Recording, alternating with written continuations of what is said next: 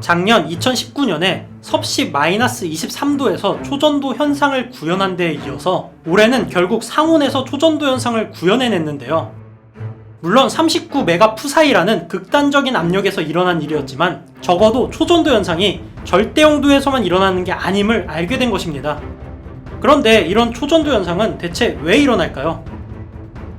초전도 현상은 특정 물체가 저항이 제로가 되는 현상인데, 저항은 도체 내부를 이동하는 전자가 방해를 받음으로 인해서 생깁니다.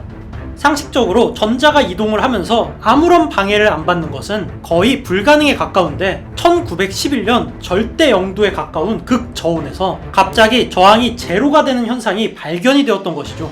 이후에 초전도 현상을 이해하려는 노력이 있었지만 최근에 학계에서는 초전도 현상이 양자역학과 굉장히 관련이 높다고 보고 있습니다. 양자역학에 이해할 수 없는 현상 중에 하나는 물질의 이중성입니다.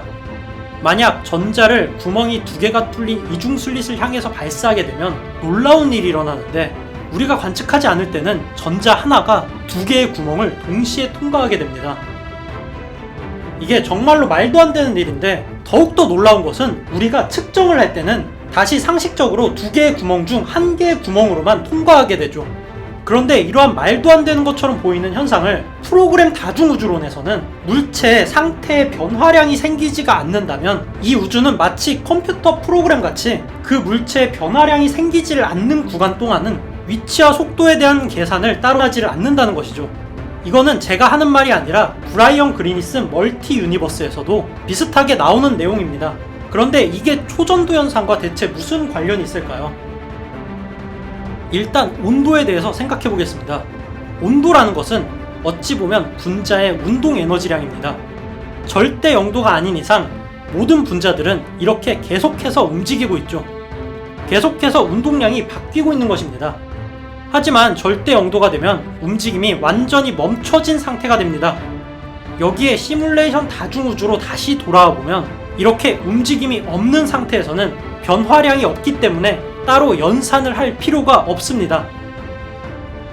여기에서 아니 도체 내에 흐르는 전자는 운동량이 있는데 이거는 대체 뭐냐 라고 할 수도 있는데, 양자역학에서 이중성이 일어나는 조건이나 결맞음이 일어나는 조건에서 가장 중요한 것은 변화량이 있느냐 하는 것입니다.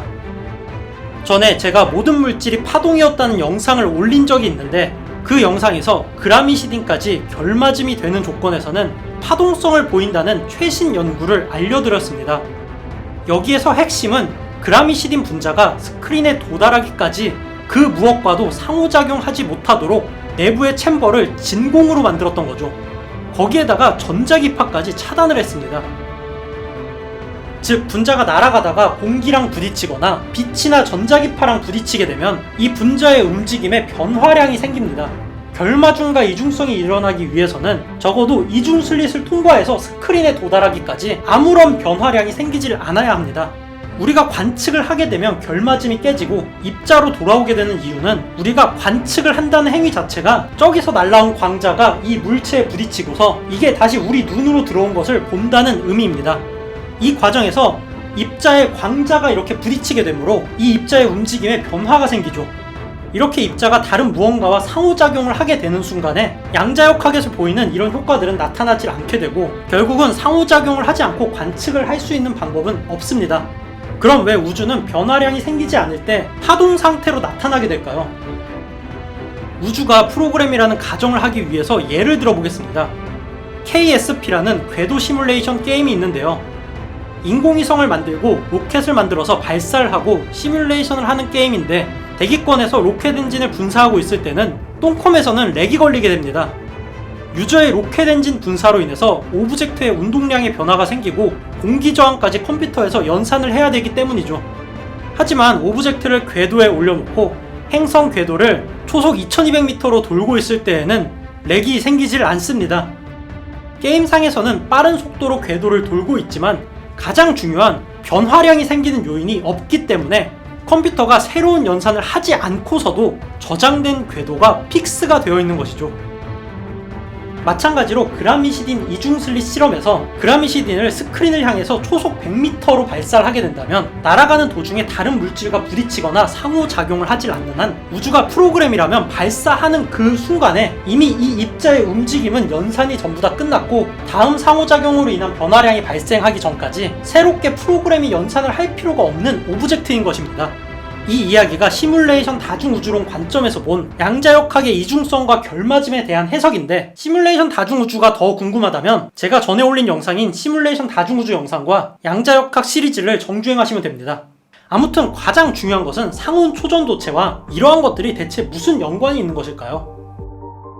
슬슬 소름 돋는 얘기를 하자면 중요한 거는 절대 영도에서 물질이 움직임의 변화량이 없어진다는 겁니다. 온도를 가진 물질을 현미경으로 보게 되면 이런 식으로 떨리고 있는데 이는 계속해서 움직임의 변화량이 생기고 있는 것입니다. 반면에 절대 영도에서는 완벽하게 움직임의 변화량이 생기지가 않고 이중슬릿 실험 때처럼 결맞음 상태가 되어서 이론적으로 물질은 물질파, 즉 파동의 상태가 되어 있을 수가 있습니다. 이곳을 지나가는 전자 또한 상호작용이 없어서 파동인 상태로 지나가게 되고 물질파가 깨져서 입자가 되기 전까지는 저항이라는 게 생기지 않을 수도 있는 것이죠. 그런데 여기서 몇 가지 궁금증이 생깁니다. 초창기의 초전도 물질도 완전히 절대 영도는 아니었다는 것과 이번에 발견된 상온 초전도체에 대한 의문이죠. 일단 우리가 살고 있는 지구는 우주에 비해서는 엄청나게 압력이 높은 상태입니다. 1기압에서 살고 있는 우리 입장에서는 당연하게 보일지는 몰라도 물은 이런 기압에서 섭씨 0도에서 100도 사이에는 액체라고 하는 굉장히 특이한 상태를 가지게 됩니다.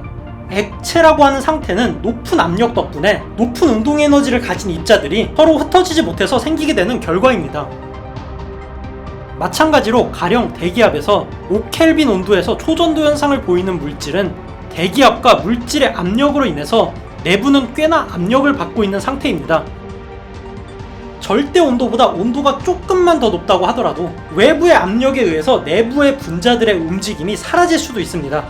그리고 내부의 분자가 압력으로 인해서 움직임이 완전히 사라지면 결맞음 상태가 되고 프로그램인 우주는 변화량이 없는 분자들에 대해서 연산을 할 필요가 없게 되는 것이죠.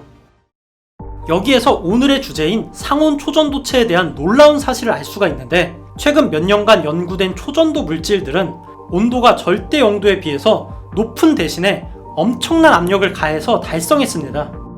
그러면 초고압을 가하면 어떻게 될까요?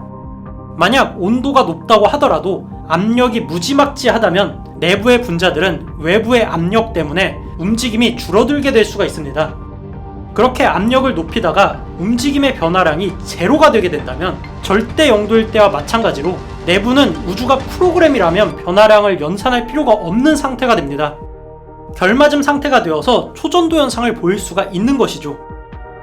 이렇게 양자역학과 초전도 현상은 굉장히 밀접한 연관이 있습니다. 학계에서도 현재는 초전도 현상이 일어나는 원인이 이런 양자역학에서 일어나는 이해하기 힘든 이중성과 결맞음과 연관이 있다고 보고 있습니다. 또한 시뮬레이션 다중우주론에서는 양자역학에서 보이는 이러한 기이한 현상이 우주가 디지털이고 전체 리소스 양에 한계가 있으며 프로그램 최적화와 같은 이유들로 인해서 일어난다고 얘기합니다. 물론 이런 이야기만으로 우주가 프로그램이다라고 하면 안 되겠지만, 제가 전에 올렸던 양자역학과 시뮬레이션 다중우주론 내용들을 이해를 하고 이번 영상을 보게 된다면 그럴 수도 있다는 생각이 들 수도 있습니다. 그럴만.